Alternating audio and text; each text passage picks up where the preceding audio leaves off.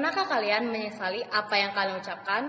Mungkin apa yang keluar dari mulut tidak selaras dengan apa yang kalian pikirkan. Mungkin kata-kata terlontar sebelum kalian memikirkannya. Mungkin kata kasar keluar sebelum kalian dapat menahannya. Percaya deh, kita semua pasti pernah kayak gitu kan? Namun, Islam tidak mengajarkan kita untuk selalu harus mengucapkan apa yang kita pikirkan. Islam mengajarkan kita untuk berpikir sebelum berkata. Dalam sebuah hadis, Rasulullah SAW bersabda, barang siapa yang beriman kepada Allah dan hari akhir, maka hendaklah ia berkata baik atau diam. Artinya, sebelum lisan kita bertindak, kita harus berpikir dulu, apakah yang kita ucapkan ini baik, benar, dan bermanfaat. Jika tidak memenuhi salah satu dari kriteria itu, maka mungkin sebaiknya kita menahan lisan dan diam.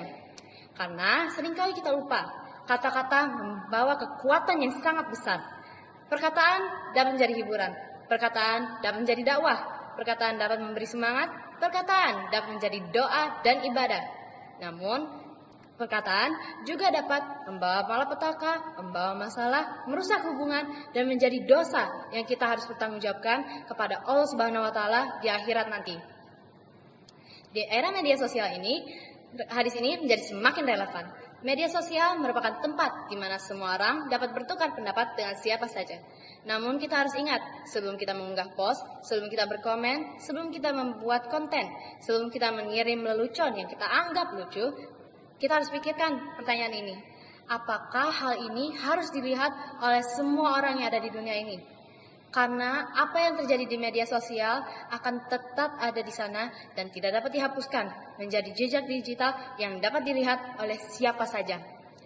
Maka sejak sekarang, sebelum kita mengirimkan sesuatu, kita harus ingat BBM. Apa itu? 1. Apakah perkataan ini baik? 2.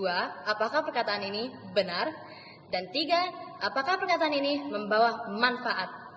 Akhir kata, hadis ini bukan mengajarkan kita untuk menjadi seorang yang pasif dan tidak memiliki pendapat, ataupun melarang kita untuk mengutarakan pendapat.